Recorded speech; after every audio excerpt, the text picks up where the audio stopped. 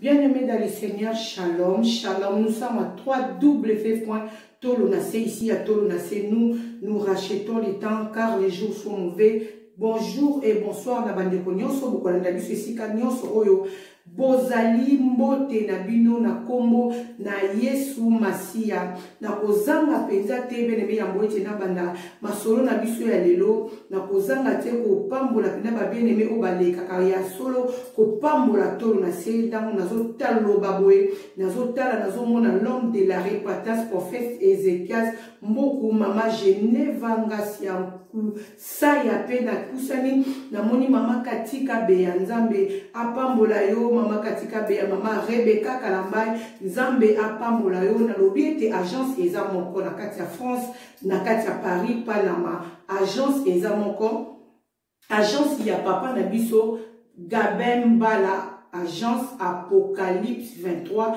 et sika bongo ba bien aimé boko ko kende vraiment kotika biloko na bino po ete kende mboka Congo biloko kokoma kaka ndenge botika kipe kaka ndenge e kokoma nzambe apambola biso na pamboli pe susu nzamba lola oyo asali ngai na bino ngolu po ete tokutana mokula lelo masolo eza ebele oyo tokoyeba vraiment ko partager na butu lelo bien aimé le Seigneur esiko ozali soki o tali vidéo tokutana nango partager tinde la peine de komoko oyo akoki ko landa yango pepo epambola epe ekozala malamu mingi to s'abonner na Tolonacé TV site ya bana na Nzambe toke bongo na régie epesa biso mwa loyembo moko ya adoration po ekotia biso na kati ya ben ya molimo mosantu que le Seigneur vous bénisse toke na régie.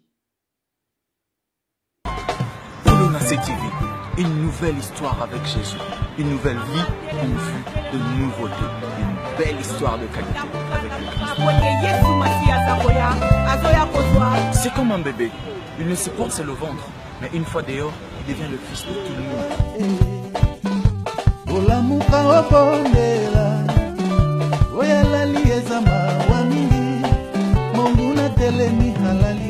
Je suis en train de me dire aussi que les prédications, les gozala chaud. Alors les titres, n'en parlons pas, parce que ici nous sommes sincères avec vous. Nous vous parlerons et nous nous adresserons à votre cœur. Jésus-Christ est Seigneur. Voilà pourquoi j'ai envie de vous dire Tolonacé TV, 100% Jésus-Christ. C'est les armes de Dieu, maman. Pas copine. Représenter la société et notre façon de voir les choses. Il sait donner la vision. Il sait nous faire parler, il sait nous faire réfléchir. Lui qui, le Saint-Esprit, le Saint-Esprit. Nous sommes de Dieu, ils nous viendront de partout dans le monde, de partout dans le monde. Depuis l'Asie, en Océanie, de l'Amérique du Sud, en Amérique du Nord, de l'Afrique, de la RDC, la République démocratique du Congo, à Kinshasa précisément, et à la ville sœur, le Bumbashi, nous serons ensemble, afin de transmettre le message du Seigneur. C'est ainsi que nous vous présenterons une émission, parmi nos émissions quelques, l'écho de l'Albâtre. Parmi les émissions que nous aurons comme le Sentinelle, parmi les émissions, nous en aurons quelques. Loyembo wana esali bien loyembo wana se pelisipe to dédicacé loyembo wana na bana nyonso tu ya mema bana ya papa na biso Kalambai bana l'émission évangile et messager de l'alliance évangélique pardon les messagers de l'alliance Kolo Yesu apambola bino na moni vraiment couple ntimba ya frère Mulolo Nzambe apambola yo na mama Beta esika bozali couple Kalambai ya mama Deborah Kalambai et papa JC Kalambai mon papa chéri qui est le Seigneur te bénisse couple Katalai ya maman na biso prophétesse Rema Sabaoth et papa Katalai, pasteur Katalai, papa Emma, Nzambe apambola couple Mayamba, ya mama Diagones na pasteur John, Nzambe apambola bino sika bozali Kolo Yesu apambola mosakoli, mete na Hollande lite ya moto, soki Kolo Yesu Masia azongi te bien aimé, tozana bino, tokozala na bino, tokotika na kako, zala na bino na bosanite couple Mbwaki ya papa Freddy Papa Freddy, na maman Karine, na église même Nzambe, apambola, nous avons apambola, bana monde entier, nous sommes bakoya ko, landabiso lelo na 3w.tolonase.tv. Yesu masi azanzambe.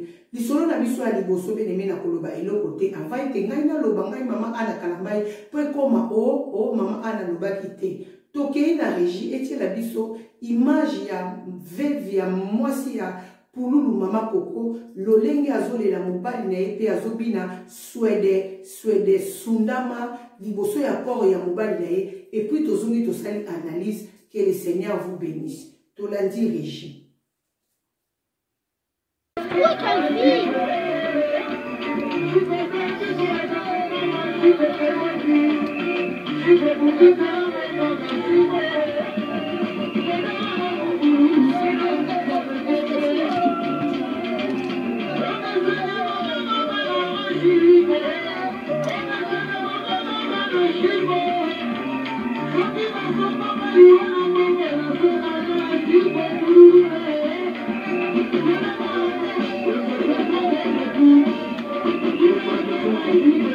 No se ven a Muawa.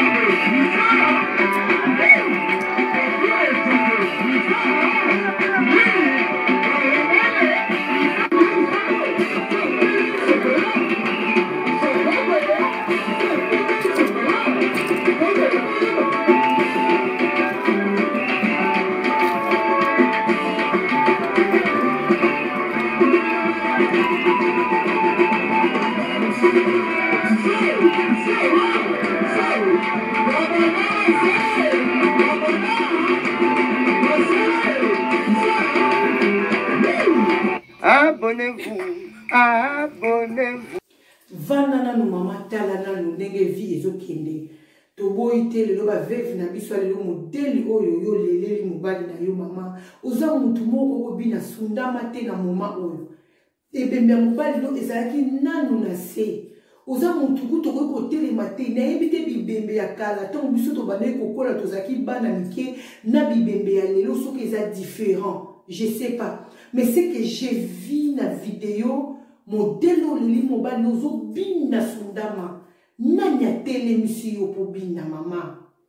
Toboite Bible lobi ke David là mwana na ya ku abane ko bela abane ko liata abane ko melata abane ko sukolate tango a mwana kufi asengi maya sukoli asengi biloko ali pe a changer bilamba mais attitude wana ya kokufela mutu o azalaki cher pona yo ozakutu muto tele mobina swede te.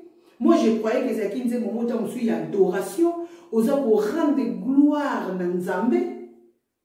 Que Nzambe muta pesa ki frère na biso a et prier muta zuye il ngeta mususu ezala mieux ou bien mais ozobi na liboso ya corps ya mobali na ozobi na sundama ozolela na kobi na sundama et ça l'élégité ba vidéo belé maman ozosala ezosala élégité ezosala propreté na pesio conseil ta ki ndeko no ya mwasi en tout cas s'il te plaît arrêtez na nuba émission. Oko sala nuba émission ta ekoki. Pour nous wana tiki mbongo, pour nous wana tiki succès, pour nous wana tiki yo, atiki bana, tiki basi nyo soto moni wala kisi soki 7, soki 8 basi oyo babotana pour nous o mususu ya moki ya utaki Angola bazala ki kutu na ye atiki angwaki. Le même manière mbongo wana tozo wela o famille weleli yo weleli o bosali soki nini bozong sini boko kende pe lokola ndeko na biso pululu lobi penga pe na kokende toko tika biloko wana nyoso tozo welela mama vanda na mobala kokisata une semaine na mabelete vanda tika ba émission kenda o lobi o kende kuno lobi ozo samba na nani ozo welela nini ozo bunda na nani.